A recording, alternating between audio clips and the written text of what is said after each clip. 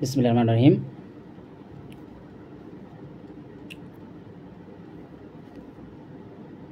সম্মানিত দেশবাসী,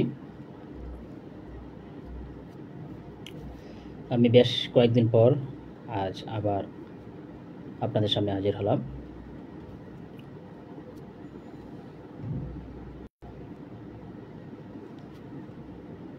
যাক, আপনারা জানেন দেশে এখন একটি পরিস্থিতি।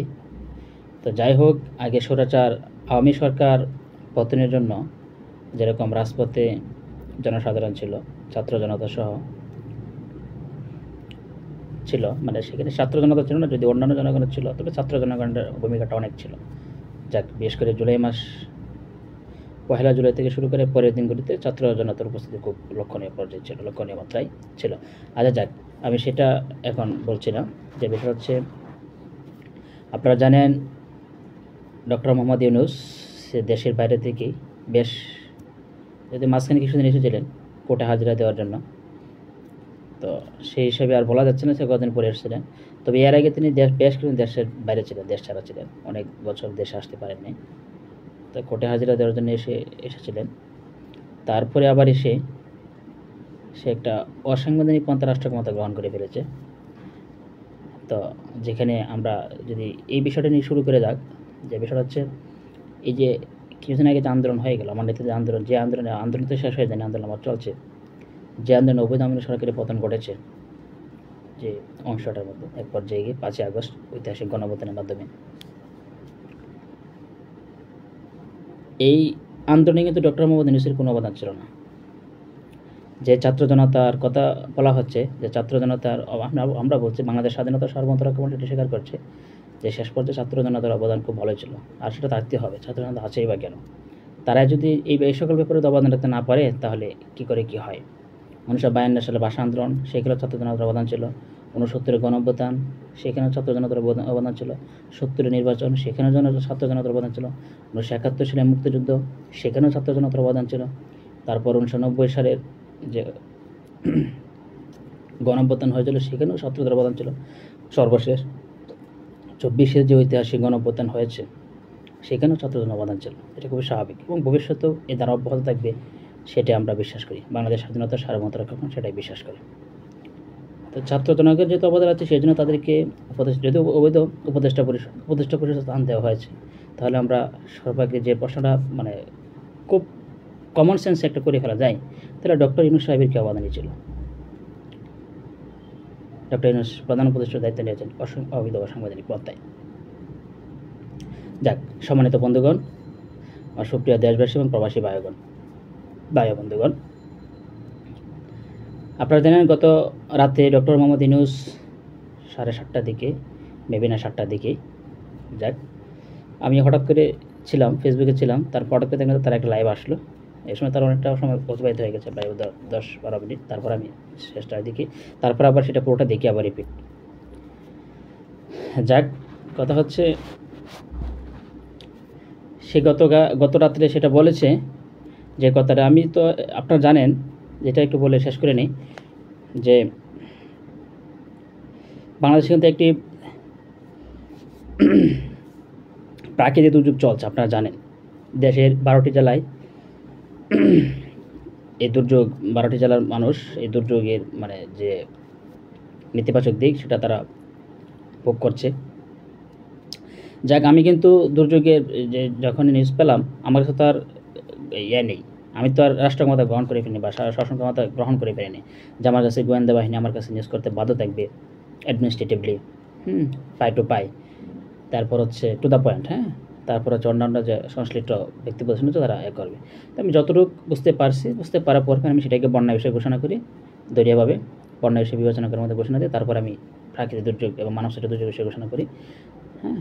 প্রথম তো সেটাই হয়েছিল। তারপরে যখন আমি জানতে পারি যে আসলে ভারতেও সেটা এই বন্যায় হয়েছে, তখন সেটাকে আমি আবার আমার পরবর্তী এক স্ট্যাটাসে, মানে পরবর্তী আরেকটা ঘোষণার মাধ্যমে সেটা বলে দিই যে আমি আর মানবসৃষ্ট দুর্যোগ হিসেবে সেই বন্যাকে বিবেচনা করছি না, প্রাকৃতিক দুর্যোগ হিসেবে, মানে তার মানে হচ্ছে প্রাকৃতিক দুর্যোগ হিসেবে তারপর থেকে বিবেচিত হয়ে আছে। তবে এর আগে কিন্তু আমি একটা স্ট্যাটাসে সেটাকে মানবসৃষ্ট প্রাকৃতিক দুর্যোগ হিসেবে ঘোষণা করেছিলাম। তাই তার আগে কিন্তু আমি সেটাকে আগে বন্যা হিসেবে ঘোষণা করেছিলাম। তো বন্যা বিষয়ে ঘোষণা করা মানে হচ্ছে একটা বন্যা হচ্ছে, প্রাকৃতিক দুর্যোগ হচ্ছে, তার মানে হচ্ছে এখানে যে দুর্যোগ সংক্রান্ত যে সমস্ত পদক্ষেপ আছে সংশ্লিষ্ট ব্যক্তি বলছেন, বিশেষ করে দুর্যোগ ত্রাণ বিষয়ক মন্ত্রণালয় তারা সেই সব পদক্ষেপ গ্রহণ করবে। তারপর থেকে কিন্তু আমি দেখেছি যে সব কিছু হয়েছে। তারপরে এখানে অনেক লাশ পড়েছে। তো যাই হোক, মিডিয়া দেখছি সরকারি হিসাব তারা যে করেছে, এখানে কয়েকটা 30 জনের কথা সর্বশেষ বলেছে, কিন্তু আমার যেটা মনে হয় এখানে লাশের সংখ্যাটা অনেক হতে পারে, কয়েকশো নয়। আমার তো মনে হচ্ছিল যে কয়েকশো নয়, বোধহয় হাজারে খানিক হয়ে যেতে পারে, কয়েক হাজারও হতে পারে। আচ্ছা যাক, তো সেটা তো একটা মানে ধারণা ছিল, তো আমার এরকমই ধারণা ছিল। তো আশা করি, তো আপনারাই জানেন যে কিছুদিন আগে আওয়ামী লীগ সরকারের বিরুদ্ধে অনেক অবদান হয়েছে, অনেক নিউজ হয়েছে, তারা নাকি এখানে লাশ ফেলে দিয়েছে, ওইখানে ফেলে দিয়েছে, ওই হতেও পারে, সেগুলো তদন্ত করে বেরিয়ে আসবে। তো আমার যেটা মনে হয়েছে, একটা মিডিয়াতে আমি দেখেছিলাম, একটা মিডিয়াতে বলেছিল যে 400 সামথিংয়ের মতো লাশ পড়েছে। হ্যাঁ, তারপরে দেখলাম যে না, তাহলে আমার অনুমানটা তাহলে ঠিক হতে পারে। তারপরে আমি স্ট্যাটাস করে জানিয়ে দিই যে এখানে কয়েকশো নয়, বরং লাশের সংখ্যা কয়েক হাজার হতে পারে। ঠিক আছে, তো যাই হোক, এটা বন্যা যখন শেষ হবে, আমরা যখন ঘোষণা করবো যে বন্যা শেষ হয়ে গেছে, প্রাকৃতিক দুর্যোগের অবসান ঘটে গেছে, যে বন্যার অবসান করে, তখন হয়তো আমরা সেটা বুঝতে পারবো, তদন্ত করা হবে। তো যাই হোক, এই ধরনের কোনো পন্থা কেউ অবলম্বন করবেন না যদি লাশের সংখ্যা পড়েও থাকে। ঠিক আছে, যাক। আর আমরা যদি জানতে পারি যে আপনি এই ধরনের পন্থা অবলম্বন করেছেন, সংশ্লিষ্ট ব্যক্তি প্রতিষ্ঠান উদ্দেশ্য করে বলছি, তাহলে কিন্তু আমরা সেইবার কার্যকর পদক্ষেপ গ্রহণ করতে বাধ্য হব। সম্মানিত দেশবাসী, গতকাল ভাষণে ডক্টর মোহাম্মদ ইউনূস কিন্তু এই প্রাকৃতিক দুর্যোগ বন্যাটা নিয়ে কোনো কথাই বলেনি। আমি যতটুকু সময় তার পুরো ভাষণটা দেখেছি, হ্যাঁ, এই ভাষণে সে বন্যা নিয়ে কোনো একটা কথাও বলেনি, যেখানে দেশের একটা অংশ, বিরাট অংশ, তো বলা যাবে আপনার 1/5 এরিয়া অলমোস্ট, তো সেটা বন্যা আক্রান্ত, প্রাকৃতিক দুর্যোগ আক্রান্ত, সে নিয়ে সে কিছুই বলে আর বলবেই বা কী করে, সেটা জনগণের ভোটে নির্বাচিত নয়। আর তাও তো যদি হয়তো সংবিধানের 13শ সংশোধনীর যে তত্ত্বাবধায়ক সরকারের বিধানটা ছিল, সেই বিধান বাতিল হওয়ার আগে যে বিধান ছিল তত্ত্বাবধায়ক সরকার, এই বিধান অনুযায়ী যদি সে সরকার গঠন করতো, তাহলে হয়তো একটু দায়বদ্ধতা দিত, কারণ সেটা সংবিধানে উল্লেখ ছিল জনগণের প্রতি, এবং সংশ্লিষ্ট বিষয় নিয়ে সে একটু ভাবত। তো সে তো জনগণের ভোটও নির্বাচিত নয়, আবার একটা অবৈধ অসাংবিধানিক পন্থায় সরকার গঠন করছে। তাই তো সেই এত বড় একটা দুর্যোগ, যে প্রাকৃতিক দুর্যোগ বন্যা, ফ্লাড, এখানে প্রায় 50 লক্ষ লোকের মতো, তাই তো 50 লক্ষ লোকের মতো বলা হচ্ছে, 50 লক্ষ লোক এখানে আক্রান্ত হয়েছে। হ্যাঁ, তো এই নিয়ে তার কোনো কথাবার্তাই নেই। এই হচ্ছে একটা। আমরা তাদের কাছ থেকে এই ধরনের কোনো কথাবার্তা আশা করি না। দুর্যোগ হয়ে এসেছে কোনো এক কারণে, আমি কয়েকটা 8টা কারণ উল্লেখ করেছিলাম, আমি সেই প্রসঙ্গে এখন আর বলছি না আপাতত। তারপর হচ্ছে দুর্যোগ এসেছে এবং দুর্যোগ চলেও যাচ্ছে, শেষ হয়ে যাচ্ছে। ঠিক আছে, আর বিপদ সারা জীবন বয়ে থাকে না। ঠিক আছে, একটা বিপদ আসলে সেটা শেষও হয়ে যায়। যে বন্যাটাও হয়েছিল, শেষ হয়ে যাচ্ছে, এবং আমরা আশাবাদী আজও কাল হোক সেটা শেষ হয়ে যাবে। যতটুকু শুনেছি আমরা 2-1 দিনের মধ্যে সেটা শেষ হয়ে যেতে পারে। তো আমরা এই নিয়ে ডক্টর ইউনূসের কাছ থেকে দেশবাসী কোনো কিছু প্রত্যাশা করে না। আর সে বলবে বা কী করে, সে তো নিজে একটা অবৈধ অসাংবিধানিক মধ্যে রাষ্ট্র ক্ষমতা গ্রহণ করেছে। আরেকটা বিষয় সে বলেছে যে নির্বাচনের বিষয়টা সম্পূর্ণ একটা রাজনৈতিক সিদ্ধান্ত, রাজনৈতিক বিষয়। যদি আমি তারপর একটা স্ট্যাটাস করি ফেসবুকেই, যে অবশ্যই নির্বাচনের বিষয়টা রাজনৈতিক সিদ্ধান্ত, কারণ রাষ্ট্র নিজে একটা রাজনৈতিক প্রতিষ্ঠান, তো নির্বাচনের বিষয়টা, প্রসঙ্গটা সেটাও রাজনৈতিক সিদ্ধান্ত, সেটা হতেই পারে। এখন কথা হচ্ছে যে রাজনৈতিক সিদ্ধান্তের কথা বলে সে যে আবার ক্ষমতায় পাকাপোক্ত করতে চাইলো, ক্ষমতাকে স্থায়ী করতে চাইলো, এটা কারণটা কি? নির্বাচনের বিষয়টা সম্পূর্ণ একটা রাজনৈতিক সিদ্ধান্তের বিষয়, এই কথা বলে দিয়ে সে মানে নির্বাচনের প্রসঙ্গটাই সে এড়িয়ে গিয়ে তার আমরা যতটুকু বুঝতে পেরেছি যে তার ক্ষমতাকে পাকাপোক্ত করতে চেয়েছে এবং তার দীর্ঘস্থায়ী করতে চেয়েছে।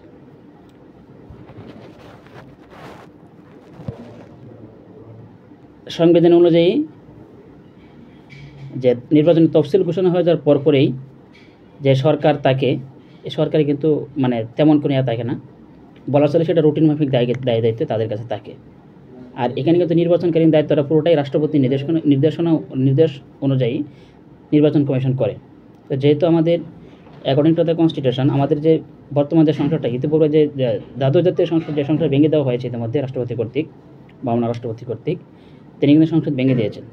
আর আমরা যেহেতু এই সংসদকে আমরা শুরু থেকে অবৈধ সংসদ হিসেবে ঘোষণা করে আসছি, এবং আমরা দাবি ছিল এই সংসদকে ভেঙে দিতে হবে।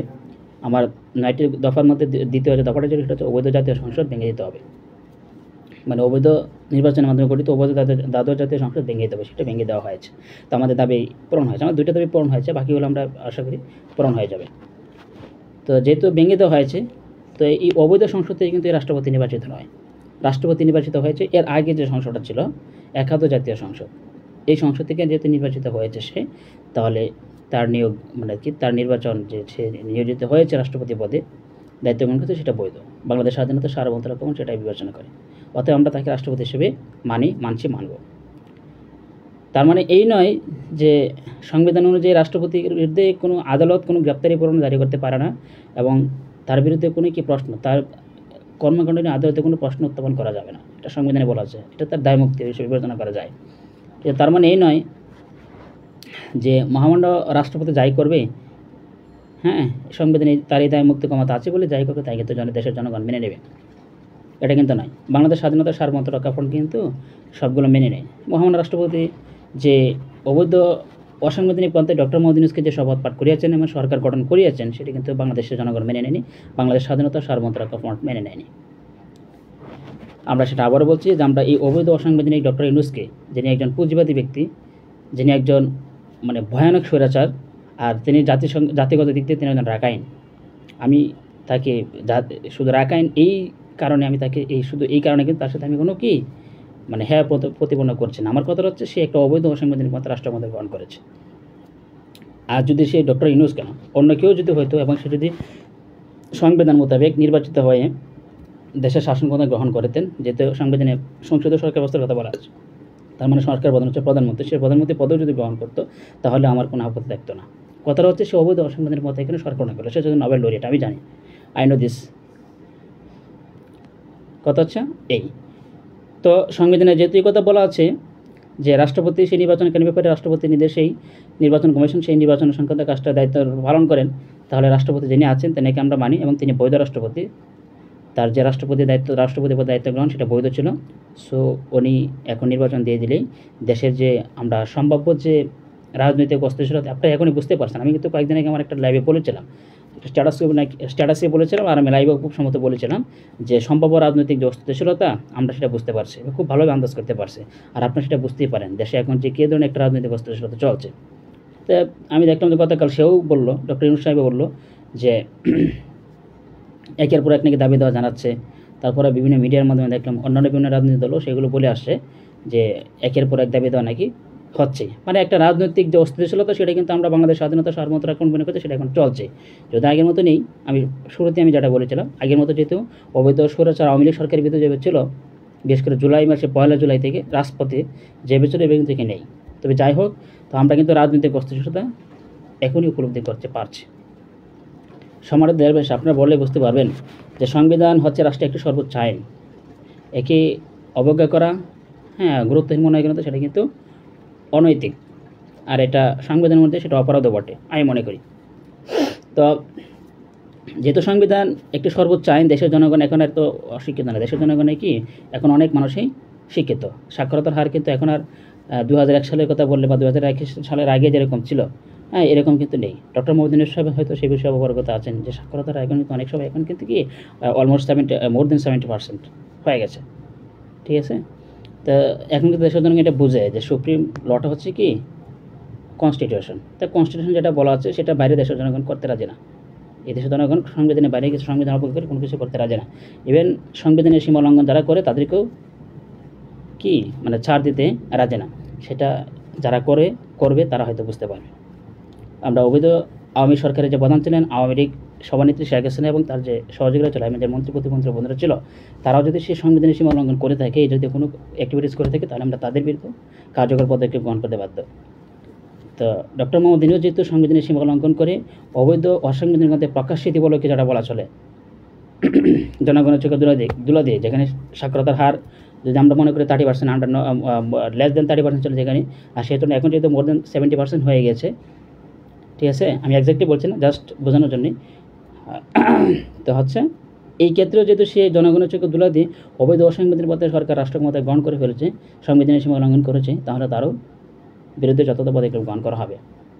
এবং আমরা আশা করব তাকে আইন অনুযায়ী যথাযথ সাজা প্রদান করা, তাকে এবং তাদেরকে যথাযথ সাজা প্রদান করতে সক্ষম হব আমরা, এবারে সম্পূর্ণ আশাবাদী ইনশাআল্লাহ। যাই হোক, তো হচ্ছে এই যে রাজনৈতিক অস্থিতিশীলতা সৃষ্টি হয়েছে, সংবিধানে বলা আছে একটি অনুচ্ছেদ, একটি অনুচ্ছেদে যে সংবিধানের যদি সংসদ ভেঙে দেওয়া হয়, তাহলে ভেঙে দেওয়া সংসদ যে তারিখ থেকে সংসদে ভেঙে দেওয়া হয়েছে এই তারিখ থেকে শুরু করে এর পরবর্তী 90 দিনের মধ্যে জাতীয় সংসদ নির্বাচন আয়োজন করতে হবে, জাতীয় নির্বাচনটা হতে হবে। তো কোনো বৈধ দুর্বিপাকের কারণে, কোনো ঝামেলার কারণে, যদি আমি সহজ করে বললাম, যদি কোনো ঝামেলার কারণে বা সমস্যা প্রবলেমের কারণে তো এই প্রবলেমটা হতে পারে কোনো প্রাকৃতিক দুর্যোগ বা অন্য কোনো কিছু, এই জাতীয় কোনো ঝামেলা যদি হয় তাহলে কি হতে পারে, সেটা সমস্যা ওটা এর পরবর্তী 90 দিনের মধ্যে, 90 দিন 3 মাস, এরপর আরও 3 মাস, তো হচ্ছে 180 দিন, মানে হচ্ছে 6 মাস। তো টোটাল হচ্ছে 6 মাসের মধ্যে অবশ্যই নির্বাচন দিতে হবে, নাহলে সংবিধানের সীমা লঙ্ঘন করা হবে। তারপর এখানে যে কী ধরনের সব, আমি কিন্তু এর আগে কয়েকবার বলেছি, এই ধরনের 6 মাস পরে যে যদি 6 মাস পেরিয়ে যায়, 3 মাস পেরিয়ে গেলেও সমস্যা হতে পারে, আমরা সেটা বলি। এরপরে যদি 6 মাস পেরিয়েও যায় তাহলে কী ধরনের সমস্যা হতে পারে আমরা কিন্তু সেটা মানে ভাষায় প্রকাশ করতে পারছি না। আমি কিন্তু এর আগে আমার অনেক ভিডিওতে বলেছি, অনেক লাইভে বলেছি, আমি আজও বলছি, কী ধরনের সমস্যা হতে পারে আমরা সেটা বুঝতে পারতেছি না। আর সেটা আন্দাজ আপনার কিছুটা হলেও উপলব্ধি করতে সক্ষম হয়েছে। দেশের জনগণ এখন বুঝছে একটা অবৈধ অসাংবিধানিক সরকার রাষ্ট্রক্ষমতা অধিষ্ঠিত আছে, তাকে সহজে দেশের জনগণ মেনে নেবে। আপনারা জানেন যে সরকার এখানে ম্যাক্সিমাম যারা করছেন এই ধরনের আন্দোলন, আনসাররা গতকাল আন্দোলন করেছে, যদি তাদেরকে কাঠগড়া নেওয়া হয়েছে অনেককে, দুষ্কৃতিকে সব জায়গায় থাকে, তো দুষ্কৃতিকে সব জায়গায় থাকে, সব জায়গায় থাকলে সব জায়গায় তাদের ভিতর হতে পারে। তার মানে এই নয় যে তাদের যে সবাইকে মানে করেছে। আনসারের যে এই আচ্ছা, আমি এটা বিরুদ্ধে বলছি না, তবে আনসারের দাবি দেওয়া কীগুলো ভেবে দেখা দরকার ছিল, আমি যেটা মনে করি। তো আমরা তোমাদের অবশ্যই ভেবে দেখবো কী করা যায়। এখানে যদি শুধু আনসারকে দোষারোপ করা হয় তাহলে কিন্তু নয়। সমন্বয়করা কেনই গেল তাদেরকে প্রতিহত করার জন্য? কেন সরকার রাষ্ট্রের কোনো ফোর্স ছিল না? পুলিশ ছিল, র্যাব ছিল, আর অন্যান্য ফোর্স ছিল, অন্যান্য আরও অনেক ব্যক্তি প্রতিষ্ঠান ছিল, হোম মিনিস্টার ছিল, তারপর হচ্ছে কী বলে সশস্ত্র বাহিনী বিভাগ ছিল, প্রতিরক্ষা মন্ত্রণালয় ছিল, এই ধরনের আরও অনেক ব্যক্তি প্রতিষ্ঠান ছিল, তারাও তো এগুলো নিয়ে বসতে পারতেন। তো আওয়ামী লীগের যে ছাত্র সংগঠন ছিল, ছাত্রলীগের মধ্যে যেমন রামদা লাঠিসাঠা নিয়ে গিয়ে মালিমুল্লাদের হামলা, অন্যান্য ব্যক্তি কী বলে মিছিল মিটিংকে বাধাগ্রস্ত করা, এইভাবে যদি তারাও একই পন্থা অবলম্বন করে তাহলে দেশের জনগণ তাদেরকে একই ভাববে। আর তাছাড়া সবচেয়ে বড় কথা হচ্ছে তাদের তো পায়ের তলা মাটি নেই। আমি বোধহয় গত রাতে একটা কথা বলেছিলাম যে দেখেন, একটা গাছ, ছোট্ট একটা গাছ মনে করেন, সেই গাছটাকে যদি আপনি গাছের যে নিচের অংশ থাকে, যে শিকড়, এই শিকড়টা কেটে ফেলে দেওয়া হয়, কেটে ফেলে দিয়ে জাস্ট শিকড়ের উপরের যে অংশটা সেটাকে মাটির মধ্যে পুঁতে রাখা হয়। Exception is exception. আমি এই ধরনের কোনো গাছের যে পাথরকুচি গাছের যে কী বলে পাথরকুচির পাতার মধ্যে যে গাছ, এই গাছের কথা বলছেন যেখানে পাল থেকে শেকড় গজায়, আমি সেটার কথা বলছি না, জাস্ট সাধারণ একটা গাছের কথা বলেন। এই গাছটাকে যদি মাটিতে লাগানো হয় তাহলে এটা সর্বোচ্চ 1 দিন, 2 দিন, 3 দিন, তাহলে গাছটা তো বাঁচবে না, গাছটা পুরে মানে এমন হতে পারে শুকিয়ে কাঠ হয়ে যেতে পারে, ঠিক আছে, পুরো চাই হয়ে যেতে পারে, ধরো অনেকে বলতে পারে। তো আওয়ামী লীগ যে বর্তমান অবৈধ অসাংবিধানিক সরকারের অবস্থা হচ্ছে এরকম, ঠিক আছে, একটা শেকড়বিহীন চারা গাছের মতো, যেখানে তাকে লাগানো হলে শেকড়বিহীন অবস্থা তাকে লাগানো হলে 2-1 দিনের মধ্যে জনকে দেখি সেটা কী হতে পারে, একবারে শুকিয়ে কাঠ হয়ে যেতে পারে। অবৈধ অসাংবিধানিক সরকার অবস্থা হচ্ছে এরকম, কারণ তারা সংবিধান রাষ্ট্র পরিচালনার জন্য যে সর্বোচ্চ যে আইনটা প্রয়োজন, যে আইন অনুযায়ী সেটা করতে হয়, অবশ্যই বিশেষ করে সরকার গঠনটা, তারপর রাষ্ট্র পরিচালনার মূল যে নীতি নির্ধারণগুলো সেগুলো কি সংবিধান থেকে হয়। আমি কীভাবে সংবিধান করব সাংবিধানিকভাবে, যে কি আমি কি রাষ্ট্রপতি সাথে সরকার ব্যবস্থায় রাষ্ট্র পরিচালনা করবো নাকি সংসদীয় সরকার ব্যবস্থায় রাষ্ট্র পরিচালনা করবো, সেটা কিন্তু তাকে সাধারণত সংবিধান, আর বাংলাদেশে সেটা সংবিধানে উল্লেখ আছে, সংবিধান সর্বোচ্চ আইন। তো সংবিধান মোতাবেকই সেই দায়িত্বটাই গ্রহণ করা হয়নি, তাহলে সেটা হয়ে গেছে সেই শেকড়বিহীন চারা গাছের মতো। যাক, আমি যেটা বলতে চাচ্ছিলাম যে হচ্ছে তাহলে এই 3 মাসের মধ্যে অবশ্যই নির্বাচন দিতে হবে মহামান্য রাষ্ট্রপতিকে। আমরা অবৈধ অসাংবিধানিক ডক্টর ইউনূস সরকারের কাছে কোনো নির্বাচন প্রত্যাশা করি না, ঠিক আছে। তখন আবার সেটাও আমরা যদি এটা আমার সঙ্গে যাক, সংবিধান 154 অনুচ্ছেদ আছে, আমরা বাংলাদেশ স্বাধীনতা সার্বভৌমত্ব রক্ষা ফ্রন্ট, আমরা সেইবারে মোটামুটি নিশ্চিত যে আমাদের কোনো সমস্যা হবে না ইনশাআল্লাহ। সংবিধান 154 অনুচ্ছেদ অনুযায়ী আশা করি সুপ্রিম কোর্ট এবার বা নেক্সট টাইম থেকে যথাযথ রুলিংয়ে প্রদান করবেন, আমরা আশা করি কোনো সমস্যা হবে না। তো যাই হোক, আমরা এই অবৈধ অসাংবিধানিক সরকার থেকে কোনো নির্বাচন প্রত্যাশা করি না। সংবিধান অনুযায়ী মহামান্য রাষ্ট্রপতি এখন নির্বাচন কমিশন বাতিল করে নতুন নির্বাচন কমিশন নিয়োগ দিয়ে কমিশন এবং অন্যান্য কমিশনের নিয়োগ দিয়ে প্রধান নির্বাচন কমিশন অন্যান্য কমিশনের নিয়োগ দিয়ে একটা নির্বাচন তফসিল ঘোষণা করে নির্বাচন দিয়ে দেখ। এতে যদি আমার দল এখন নিবন্ধন গ্রহণ করা হয়নি, এতে যদি আমার দল, আমি আবার বলছি দেশের ভবিষ্যতের কথা চিন্তা করি, আমরা সেই স্যাক্রিফাইস করতে রাজি যে আমরা যদি নির্বাচন অংশগ্রহণ করতে নাও পারি তাহলে একটা নির্বাচন হয়ে যাক এবং নির্বাচনের মাধ্যমে একটা বৈধ সরকার গঠিত হোক, দেশে বৈধ অভিভাবক মানে দেশে বৈধ নেতৃত্বদানকারী থাকুক। আর না হয়তো দেশের পরিস্থিতি খুব খারাপ হতে পারে, দেশের জন্য অমঙ্গলজনক হতে পারে, যে কারণে আমরা এই স্যাক্রিফাইস করতে রাজি আছি। তা আমাদের কথা হচ্ছে নির্বাচন আগে সরকার যে যাক, আগে একটা নির্বাচন হোক সংবিধান অনুযায়ী, তারপর আগে দেশ বাঁচুক, তারপর না হয় অন্য কিছু, সব কিছু হবে না সময় মতো। ঠিক আছে, এখন এই যে 3 মাসের পরে কী হতে পারে আপনারা বুঝতে পারছেন, যে মাত্র 15-20 দিন তারা নিজেরাই বলতেছে যে 15-20 দিন এই অবস্থা। আমার কথা হচ্ছে তো 3 মাসের যে সংবিধানের সীমাটা আছে সেটা পেরিয়ে গেলে কী হবে, কী হতে পারে। আমি 6 মাস এখনই ভয় পাচ্ছি, আমি 6 মাস বলতে গেলে আমি কিন্তু অ্যাট ফার্স্টে কিন্তু 6 মাস কিন্তু বলে নাই, 3 মাস তিনি বলেছে। তারপর কোনো এক সময় হঠাৎ করে আমার যখন বাধ্য হয়েছে আমি বলতে, তখন আমি 6 মাস আবার বললাম। ঠিক আছে, সংবিধান কিন্তু গুরুত্ব দিয়ে দেওয়া 3 মাসের মধ্যে নির্বাচন দিতে হবে। ঠিক আছে, তা আমি কিন্তু সেভাবে দিয়ে আসছিলাম। তো 3 মাসের মধ্যে তারা নির্বাচন নেয়, তো তখন কী অবস্থা হতে পারে। ঠিক আছে, অবস্থা আরও যদি ভয়ানক হয় তখন কী অবস্থা হবে। ঠিক আছে, এখন যে কথাটা একটু আগে শুরু করছিলাম এর মধ্যে, যে প্রশাসনে যারা আছে আনসার সহ অন্যান্য যারা আছে এদের অনেকে আমি দেখেছি তো সরকারি চাকরিতে অনেক এনআইডি কর্মকর্তারা আন্দোলন করেছে, তারপর হচ্ছে আরও অনেকে আন্দোলন করেছে। তারপরে দেখলাম যে উপজেলা ভাইস চেয়ারম্যান যারা ছিল, এরা অনেকে আন্দোলন করেছে। তো এরা কিন্তু অলমোস্ট 100% কি আর এডুকেটেড, যদিও সেটা কম শিক্ষিত হয়ে থাকে, সবাই উচ্চশিক্ষিত না হতে পারে, তাদের মধ্যে কি উচ্চশিক্ষিত বা কম শিক্ষিত, এসসি পাস, এইচএসসি পাস, এই ধরনের শিক্ষিত এই ধরনের ব্যক্তিও আছে। তো এরা মোটামুটি কিছুটা বুঝে। ঠিক আছে, যে কারণেই তারা বিভিন্ন দাবি দাওয়া পেশ করছে। যাক, তবে আমরা যেটা মনে করছি সেটা হচ্ছে একটা রাজনৈতিক অস্থিরতা এখনও বিরাজ করছে। কারণ এটার মূল যে কারণটা সেটা সবাই যদি না করতে পারে, আমরা যেটা বুঝতে পারছি সেটাই হচ্ছে মূল কারণ হচ্ছে একটাই, এটা হচ্ছে অবৈধ অসাংবিধানিক সরকারের রাষ্ট্র ক্ষমতা গ্রহণ করেছে। ঠিক আছে, দেশবাসী এটা নিশ্চিত থাকুন যে এটা মূল কারণ একটাই, বাংলাদেশ স্বাধীনতা সার্বভৌমত্ব রক্ষা ফ্রন্টে সেটা নিশ্চিত করছে আপনাদেরকে। এটা মূল কারণ একটাই, একটি সরকারের যে ক্ষমতা আছে সে হচ্ছে অবৈধ অসাংবিধানিক মধ্যে সরকার গ্রহণ করেছে, রাষ্ট্র ক্ষমতা গ্রহণ করেছে। ঠিক আছে, এখন কথা হচ্ছে সে তো দাবি দাওয়া পূরণ করবে বা কী করে, সে তো নিজে আসছে একটা অসাংবিধানিক পন্থে, সে আমার দাবি দেওয়ার প্রতি ন্যায় বিচারটা করবে কী করে। ঠিক আছে, আপনারা সেটা গতকালকে তার একটা ভাষণ, যে আমি তো তার 23 মিনিট 24 মিনিটের ভিডিও ছিল, লাইভ ছিল, একটা জাতির উদ্দেশ্যে ভাষণ ছিল, সেই ভাষণে আমি তো এই বাংলাদেশের প্রাকৃতিক জন্য কিছু বলতে দেখি নাই, শুনে নাই। ঠিক আছে, আর সবচেয়ে বড় সে একজন পুঁজিবাদী ব্যক্তি। বাংলাদেশ কিন্তু পুঁজিবাদ ব্যক্তিদের স্থান নেই, আপনাদের সংবিধান লিমিটেশন দেওয়া আছে, সম্পদের মালিকানা নিয়ে সময় লিমিটেশন দেওয়া আছে দেশের আইন অনুযায়ী। ঠিক আছে, আর সে একটি পুঁজিবাদী ব্যক্তি, আর সে একজন ভয়ানক স্বৈরাচার, ডেঞ্জারাস ডিক্টেটর। ঠিক আছে, সো তাকে রাষ্ট্রক্ষমতা ছাড়তে হবে এবং সেটা যতদূর সম্ভব ছেড়ে দেয় ততই ভালো। আর আমাদের সবচেয়ে যে বিশাল ব্যাপারটা হচ্ছে আমাদের সংবিধানের সীমা লঙ্ঘন করা যাবে না। সংবিধান অনুযায়ী দেশে নির্বাচন হোক, বৈধ সরকার গঠিত হোক, সেটাই দেশের জনগণ প্রত্যাশা করে। আমরা চাই না যে রাজনৈতিক অস্থিরতা এখন যেরকম আছে, 3 মাসের মধ্যে যদি নির্বাচনটা বাই চান্স সম্ভব না হয়, আমি এটা বলছি না, হয়ে যাক সেটাই আত্মপ্রত্যাশা করি, না হলে দেশের অস্থিরতাটা যাতে বেশি না হয়। ঠিক আছে, আরেকটা কথা আমি বলে শেষ করে ফেলবো।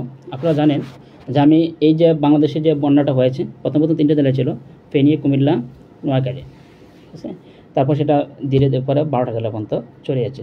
যাক, এই যে বন্যার একটার মধ্যে আমরা একটা কারণ, 8টা কারণ উল্লেখ করেছিলাম, 8টা কারণকে দায়ী করেছিলাম। আমাদের প্রথম যে কারণটা ছিল সেটা হচ্ছে কি, তারা আপনারা জানেন যে কিছুদিন আগেই বন্যাটা হওয়ার 2-1 দিন আগেই যে সংবিধানের 75 সংশোধনীর যে বাতিল যে রিট চাওয়া করা হয়েছে, সেটি নিয়ে হাইকোর্ট নাকি একটা রুলিং দিয়েছে।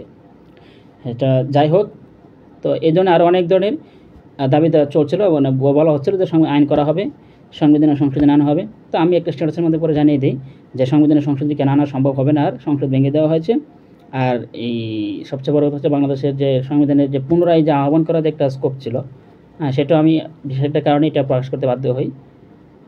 যে সংবিধানে যে এটা ছিল, নিয়মটা হচ্ছে কি, দেশে যদি কোনো যুদ্ধ উপস্থিত হয়, যুদ্ধাবস্থা তাকে রাষ্ট্রপতির কাছে যদি সন্তোষজনক প্রমাণিত হয়, সংবিধান যেটা উল্লেখ আছে, তাহলে রাষ্ট্রপতি ভেঙে দেওয়া সংসদকে আহ্বান করতে পারে। মানে সংসদ ভেঙে দেওয়া অবস্থা যদি এরকম অবস্থা হয় যে রাষ্ট্র যুদ্ধাবস্থায় পৌঁছেছে, তাহলে রাষ্ট্রপতি সেটা তার নিকট প্রতীয়মান হলে সে ভেঙে দেওয়া সংসদকে আবার পুনরায় আহ্বান করতে পারে। তো যেহেতু সংবিধানে উল্লেখ আছে, আর যেহেতু সংশোধন ভেঙে দেওয়া হয়েছে, আর যেহেতু যুদ্ধাবস্থা নেই, তাহলে সংবিধান সংশোধনে আর কোনো উপায় নেই। এক উপায় হচ্ছে হ্যাঁ, এর পরবর্তী যখন আবার জাতীয় সংসদ নির্বাচন হবে, এই সংসদ নির্বাচনের মাধ্যমে যে সংশোধন গঠিত হবে সেই সংসদই কেবল পারবে সংবিধানে কোনো সংশোধনী আনতে। তখন আমার স্ট্যাটাসের পরে কিন্তু দু এক দিনের মধ্যেই, মানে আমার মনে হয় পরের দিনই বা দু এক দিনের মধ্যেই একটা রুলিং হয়েছে। তারপর যে বিচারপতি যে ত্রয়োদশ সংশোধনীর বিধান যে বাতিল করেছিলেন, মানে অবৈধ ঘোষণা করেছিলেন, সাংঘর্ষিক ঘোষণা করেছেন গণতন্ত্রের সাথে, বিচারপতি খায়রুল হক, তার নামে একটা মামলা হয়েছে। আজ তাক আমি সেই ঘোষণা করছি না, বিচারপতি খায়রুল হক মামলা হতেই পারে। মামলা শুধুমাত্র বাংলাদেশের সংবিধান অনুযায়ী রাষ্ট্রপতির বিরুদ্ধে মামলা দায়ের করা যায় না কোনো থানায় বা আদালতে, আর অন্য সব ব্যক্তির বিরুদ্ধেই মামলা দায়ের করা যায়। এটা শুধুমাত্র রাষ্ট্রপতির দায়মুক্তি ক্ষমতা আছে, ওদের দেশ রাষ্ট্র দায়মুক্তি আছে, অন্য কারণেই। আইবেন যদি প্রধানমন্ত্রী আমি জাস্ট হচ্ছে না, বাংলাদেশে হয় না সাধারণত, আর না হওয়াটাই ভালো। যে বাংলাদেশে যে প্রধান বিচারপতি বলেন, অ্যাটর্নি জেনারেল বলেন, অন্যান্য ব্যক্তি বলে যারা আছে তাদের বিরুদ্ধে মামলা দেওয়া যাবে। খায়রুল হক তো সে তো সাবেক বিচারপতি মানে সে তো সাবেক বিচারপতি। তো তারা যদি কোনো অপরাধ করে থাকে, তাদের বিরুদ্ধে কোনো অভিযোগ দায়ের হয়, রাষ্ট্রায়ণ ভঙ্গের অপরাধ তথ্য প্রমাণ পাওয়া যায়, তাহলে তাদের বিরুদ্ধে মামলা অবশ্যই দায়ের করা যাবে, কেন নয়। যাকে আমি সেভাবে বলছি না, সে যদি মামলায় যে মামলায় অভিযুক্ত তাকে করা হয়েছে, মানে তার নামে যে মামলা দেওয়া হয়েছে সেই মামলা যদি সে অভিযুক্ত হয়, তাহলে সেটা সাজা পাবে। আর যদি সে সাজা না পায়, মানে সে অপরাধ না করে তো অপরাধ প্রমাণিত না হয়, তাহলে সে সেই ব্যাপারে খালাস পাবে। ঠিক আছে, সেটা স্বাভাবিক। তো আমি যেটা বলতে চাচ্ছিলাম যে তারপরে কি আমার স্ট্যাটাস করে, তারা কি একটা রুলিং করে এবং হাইকোর্ট আমাকে তারপরে হাইকোর্ট একটা রুলিং করে। হাইকোর্ট রুলিং করার পরপরেই মানে তাদের শুরু হয়ে যায় ব্যস্ততা, কী করে তারা কী করতে সংবিধান সংশোধনে তৈরি করে সংবিধান সংশোধন করে ফেলা যায়। এই জন্যেই তাদের অনেক গাফিলতি করার মাধ্যমে আমার মনে হয়, যাকে আমি সব বিষয়ে বলতে চাচ্ছি না।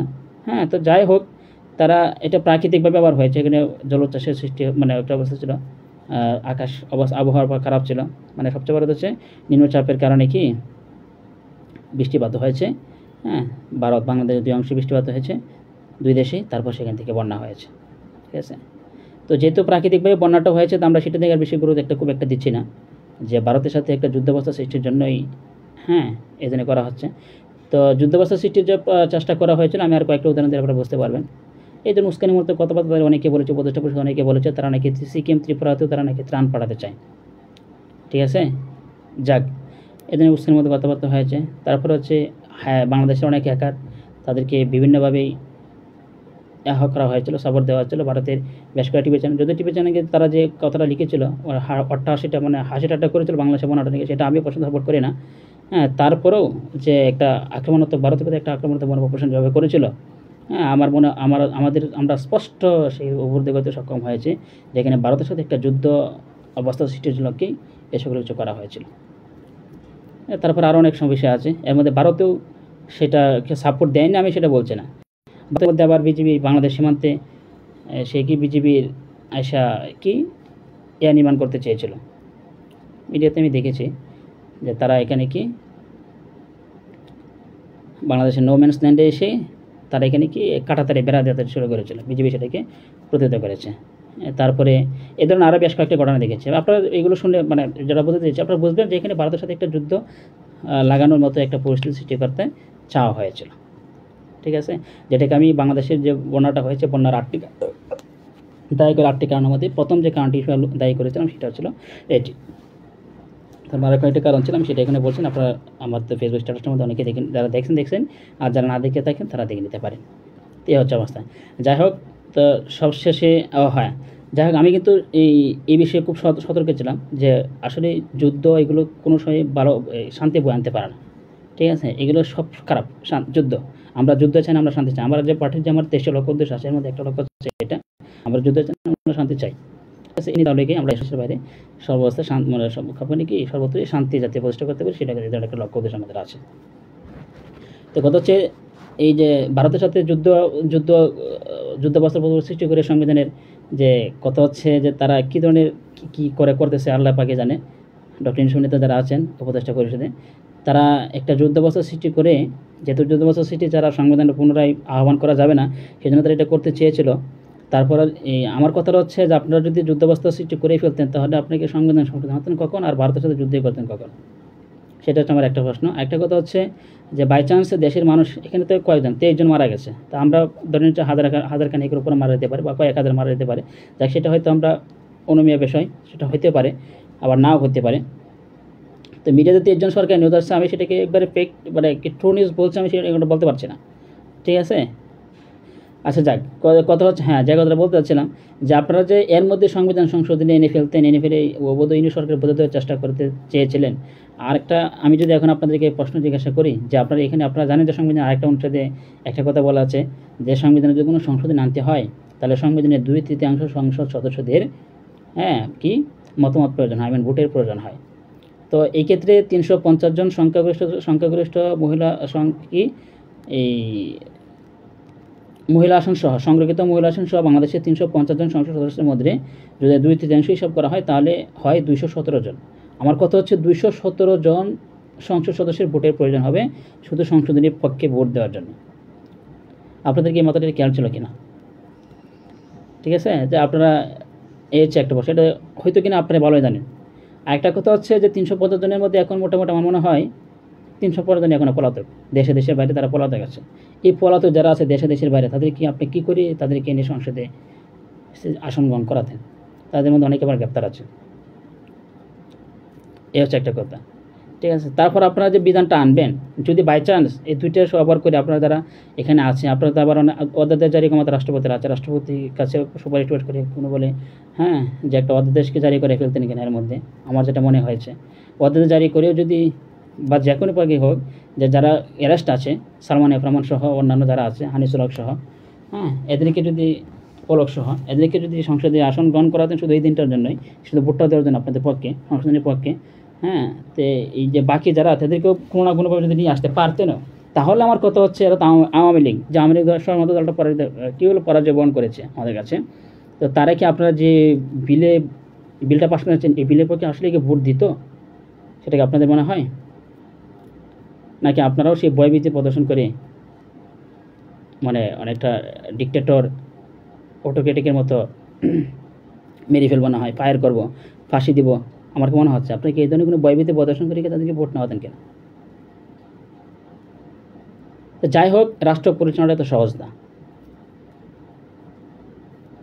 রাষ্ট্র পরিচালনাটা তো সহজ না, যে যা একটা করে ফেলছেন তা যদি সংবিধান সম্মত হয়তো একটা কথা ছিল, দেখতাম আমরা সহযোগিতা করতাম, পারেন কেন? তো আমরা সহযোগিতা কিন্তু সবাই পারে, এটা আপনারা জানেন, এটা আওয়ামী লীগ সরকার খুব ভালো করে জানে। আমরা সহযোগিতা না করে আমরা যদি না মানি তাহলে পারে না, থাকতে পারে না, এটা আওয়ামী লীগ সরকার ভালো করে জানে, আপনারা জানবেন, পারবেন, বুঝবেন যে আমরা যদি আপনাদের না মানি, আমরা যদি আপনাদের সহযোগিতা না করি আপনারা ক্ষমতা গ্রহণ থাকতে পারবেন। ঠিক আছে, এ হচ্ছে কথা। যাই হোক, আপনাদের এখানে একটা শোচনীয় পরাজয় হয়ে গেছে। আমরা দেশবাসীকে এবং আপনাদেরকে দিচ্ছি, আপনারা তো জানেনই, আমরা দেশবাসীকে এই মেসেজ দিয়ে চাই যে তাদের একটা শোচনীয় পরাজয় এখানে হয়ে গেছে। তারা ভারতের সাথে যুদ্ধাপরাধ সৃষ্টি করতে চাইছিল, সেখানে ব্যর্থ হয়েছে। সংবিধানের সংশোধন আনতে চেয়েছিল, পুনরায় সংসদে আহ্বান করে ভেঙে দেওয়া সংসদে আইনে, সেখানে তারা ব্যর্থ হয়েছে। আচ্ছা, এর মধ্যে আরেকটা কথা আবার আছে, যে যেখানে মহামান্য রাষ্ট্রপতি সংসদ ভেঙে না দিয়ে যদি রাষ্ট্রপতি সংসদ থেকে কোনো একজনকে অন্তর্বর্তী সরকারের প্রধান হিসেবে নিয়োগ দিতেন, তাহলে সংবিধানের কোনো সংবিধানের সীমা সেটা লঙ্ঘিত হতো না। আমার মনে হয় 3 মাসের মধ্যে না, তাকে 5 বছর পর্যন্ত সে একটা কমাতে পারে, তার মেয়ের মধ্যে 4 মাসের মধ্যে নির্বাচন তার মধ্যে আদায় করা সম্ভব হয়তো। যেহেতু আওয়ামী লীগ সরকার একটি তাদের নির্বাচনটাও ত্রুটিপূর্ণ পাতানো ছিল, ত্রুটিপূর্ণ ফলাফল ছিল, সেটা সংবিধানের কোনো সীমা লঙ্ঘন করতো না।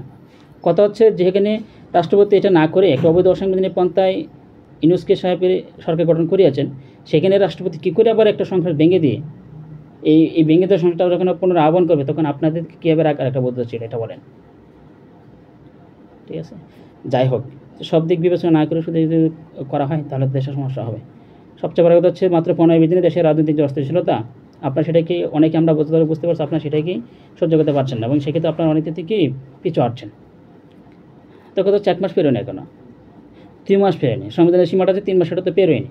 যদি বাই চান্স তারপর আমি এত করে পলা করে যদি পের হয়ে যায়, তখন কী অবস্থা হতে পারে আপনারা ধরতে পারেন, আমরা তো আন্দাজ করতে পারি কী হতে পারে। তো যাই হোক, আমরা সবটাই প্রত্যাশা করি যাতে কোনো ধরনের অপ্রীতিকর পরিস্থিতি না ঘটে। ঠিক আছে, এই হচ্ছে অবস্থাটা। তো যাই হোক, অবৈধ অসাংবিধানিক ভয়ানক স্বৈরাচার পুঁজিবাদী ডক্টর ইউনূস নেতৃত্বাধীন অন্তর্বর্তীকালীন অবৈধ অসাংবিধানিক অন্তর্বর্তীকালীন সরকারি উপদেষ্টাদেরকে রাষ্ট্রক্ষমতা ছাড়তে হবে, আর সেটা খুবই যত সময় সেটা করতে হবে। আর সবচেয়ে বড় কথা হচ্ছে মহামান্য রাষ্ট্রপতি এখন যেহেতু সংসদ ভেঙে দেওয়া হয়েছে, তাহলে যত সম্ভব 3 মাস সংবিধানের সীমা, সংবিধান অনুযায়ী 3 মাসের মধ্যে নির্বাচন দিয়ে দিক, সেটা জাতির প্রত্যাশা। আমাদের কোনো দিনও কোনো ঝামেলা চাই না, কোনো দিন অপ্রীতিকর পরিস্থিতি ঘটুক সেটা চাই না। জয় বাংলাদেশ, বাংলাদেশ দীর্ঘজীবী হোক।